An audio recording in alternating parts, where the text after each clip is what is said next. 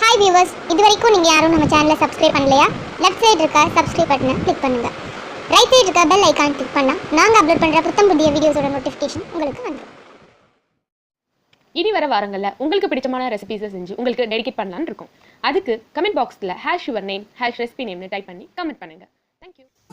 எங்களுடைய அனைத்து அன்பான நேயர்களுக்கும் இனிய வணக்கங்கள். Welcome to Akkiras kitchen. இன்னைக்கு நம்மளோட அக்கிராஸ் கிச்சனில் சுவையான சன்னா மசாலா எப்படி ரெடி பண்ணுறதா பார்க்க போகிறோம். இதை நம்மளோட நேயர் திவ்யாவுக்கு டெடிகேட் பண்ணுறோம். இதுக்கு தேவையான பொருட்கள்லாம் என்னென்னு பார்த்தீங்கன்னா, ஒயிட் சன்னா வெள்ளை கொண்ட கடலை அது 150 கிராம், தக்காளி சின்னதாக ஒரு தக்காளி எடுத்துக்கோங்க, பெரிய வெங்காயம் 1, பச்சை மிளகாய் 2, இஞ்சி பூண்டு paste 1 table spoon, chana masala powder 1 table spoon, குழம்பு masala powder 2 table spoon, cornflour 1 table spoon, பட்டை பேலீஃப் தேவையான அளவு, உப்பு மற்றும் எண்ணெய் தேவையான அளவு. அரைக்கிறதுக்கு என்னென்ன தேவைன்னு பார்த்தீங்கன்னா, தேங்காய் 1/2 கப், சோம்பு 1 டேபிள் ஸ்பூன், கசகசா 2 டேபிள் ஸ்பூன். இப்போ நம்ம சன்னா மசாலா ரெடி பண்ணுறதுக்கு ஒரு 2 மணி நேரத்துக்கு இல்லை 2.5 மணி நேரத்துக்கு முன்னாடி அந்த கொண்டக்கடலையை நம்ம நல்லா ஊற வச்சிடணும். நீங்கள் லைட்டாக உடைச்சாலே அது நல்லா உடையும். ஸோ இப்போ நம்ம என்ன செய்யணும்னா, குக்கரில் ஒரு 4 இல்லை 5 விசில், அதாவது நல்லா அந்த கொண்டக்கடலை வெந்துடணும். அந்த அளவுக்கு நம்ம விசில் வச்சு எடுத்துடணும். இப்போ இது வேகிற அந்த கேப்பில் நம்ம அரைக்கிறதுக்கு என்னென்ன பொருட்கள்லாம் எடுத்து வச்சுருக்கோமோ அது எல்லாத்தையும் மிக்சியில் போட்டு தேங்காய், கசகசா, சோம்பு இது எல்லாத்தையும் சேர்த்து கொஞ்சமாக அதுக்கு தேவையான அளவு தண்ணி ஊற்றி நல்லா பேஸ்ட் ரெடி பண்ணி எடுத்து வச்சிடணும். இப்போ பார்த்தீங்கன்னா சன்னா மசாலாவோட அந்த டேஸ்ட்டே இந்த தேங்காய் பேஸ்ட் இருக்கு இல்லையா, இதில் தான் இருக்குது. அதனால் ரொம்ப தண்ணி ஊற்றிடாமல் கொஞ்சம் பேஸ்ட் மாதிரி எடுத்து வச்சுக்கோங்க. இப்போது பேன் ஹீட் ஆகிடுச்சு. இதில் நான் எண்ணெய் ஆட் பண்ணியிருக்கேன். நீங்கள் நல்லெண்ணெய் ஆட் பண்ணிங்கன்னா இன்னும் உடம்புக்கு ரொம்ப நல்லது, ரொம்ப ஹெல்த்தி. இப்போது இதில் பிரியாணி இலையும் பட்டையும் நான் போட்டிருக்கேன்.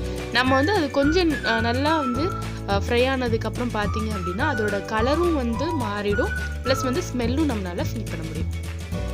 இப்போது நம்ம கட் பண்ணி எடுத்து வச்சுருக்க பெரிய வெங்காயத்தை நம்ம ஆட் பண்ணணும். பெரிய வெங்காயம் பார்த்தீங்கன்னா நான் ரொம்ப சின்னதாக நான் நறுக்கியிருக்கேன்.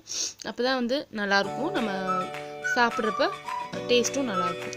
இப்போ பார்த்தீங்கன்னா ஒரு 5 to 10 மினிட்ஸ் நம்ம நல்லா சிம்மில் வச்சுட்டு நல்லா ஃப்ரை பண்ணோம் அப்படின்னா வெங்காயம் நல்லா கோல்டன் கலரில் மாறிடும். அதுக்கப்புறம் நம்ம எடுத்து வச்சுருக்க கருவேப்பிலை மற்றும் 2 பச்சை மிளகாய் இதையும் ஆட் பண்ணி நல்லா ஃப்ரை பண்ணிடணும். கருவேப்பிலை பார்த்தீங்கன்னா நல்லா பொரிஞ்சு வந்துடும்.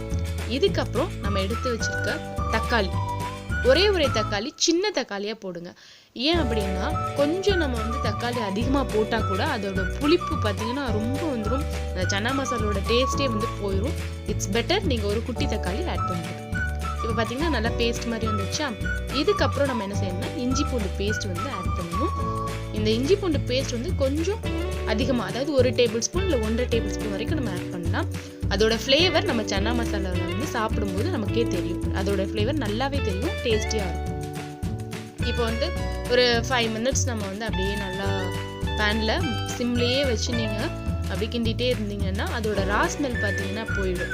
அது ராஸ்மெல் போனதுக்கப்புறம் நம்ம அரைச்சி எடுத்து வச்சுருக்க அந்த கோகனட் பேஸ்ட் இருக்குல்ல, அதையும் நம்ம இதில் ஆட் பண்ணிடணும். கொஞ்சமாக அதில் தண்ணி ஊற்றி ஆட் பண்ணி ஒரு 2 to 3 மினிட்ஸ் பார்த்தீங்கன்னா அதை நம்ம கொதிக்க விடணும். இது கொதித்து வந்ததுக்கப்புறம் நம்ம எடுத்து வச்சுருக்கோம் இல்லையா மசால். இப்போ மசாலில் பார்த்தீங்கன்னா சன்னா மசால் நீங்கள் கடையிலே கிடைக்கும், நீங்கள் வாங்கிக்கலாம். குழம்பு மசால் நான் வீட்டில் அரைச்சது, எல்லாம் கலந்து நம்ம அரைச்சி மசால். நீங்கள் அப்படி கடையில் வாங்கி அரைச்சாலும் எல்லாம் கலந்த தூள் வாங்கி அதை ஆட் பண்ணுங்க, அதுதான் டேஸ்ட். இப்போ இதெல்லாம் சேர்த்து நம்ம நல்லா மிக்ஸ் பண்ணுவோம். மிக்ஸ் பண்ணி ஒரு 1 மினிட் அது கொதிச்சா போதும். அதுக்கப்புறம் நம்ம வேக வச்சு எடுத்து வச்சுருக்கோம் இல்லையா கொண்டைக்கடலை, அதையும் ஆட் பண்ணிடணும். நீங்கள் ஸ்டார்டிங்லேயே ஆட் பண்ணாதான் நம்ம அந்த மசால் கூட சேர்ந்து அது ஒரு 5 மினிட்ஸ் 10 மினிட்ஸ் கொதிக்கும் போது அதோட டேஸ்ட் அந்த சன்னாவில் ஆட் ஆகும். இதுக்கப்புறம் இப்போ ஒரு 5 மினிட்ஸ் வச்சுருந்தீங்கன்னா நல்லா அந்த கிரேவி வற்றி கொஞ்சம் நல்லா வந்துடும். அதுக்கப்புறம் கார்ன்ஃப்ளோர் மாவு நம்ம கரைச்சி எடுத்து வச்சுருக்கணும். அதில் பார்த்திங்கன்னா கொஞ்சோண்டு சால்ட்டும் ஆட் பண்ணி நான் கரைச்சி எடுத்து வச்சுருக்கேன், அதையும் இதில் ஆட் பண்ணணும்.